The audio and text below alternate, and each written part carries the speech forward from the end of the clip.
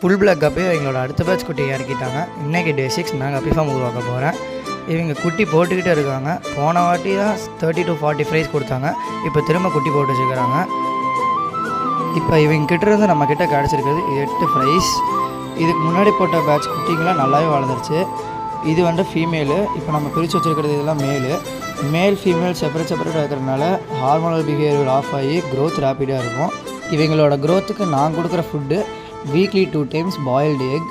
இதில் வந்துட்டு 55% மேலே ப்ரோட்டீன் இருக்குது. அப்புறம் க்ரஷ்டு பெல்லட்ஸ். இது ஆர்டிமியா டீகேப்ஸ். இது கல்ச்சர் பண்ணுறது ரொம்ப ஈஸி. இதுதான் நார்மல் ஆர்டிமியா. இது வந்துட்டு 24 hours கல்ச்சர் பண்ணோம். இப்போ இது எப்படி ஆர்டிமியா டீகேப்ஸை கல்ச்சர் பண்ணுறதுன்னா, ஃபஸ்ட்டு நம்ம ஒரு டப்பாவில் ஏற்கனவே நம்ம ஃபிஷ் டேங்கில் இருக்கிற தண்ணி எடுத்துகிட்டு அதில் நம்ம ஆர்டிமியா டீகேப்பை போட்டுக்கலாம். அப்புறம் இதை நம்ம குட்டிங்களுக்கு கொடுத்தோம். நல்லாவே சாப்பிட்டாங்க. அப்புறம் மறக்காமல் நம்மளை ஃபாலோ சப்ஸ்கிரைப் பண்ணிக்கோங்க. டே 7ல் சந்திப்போம். Bye guys.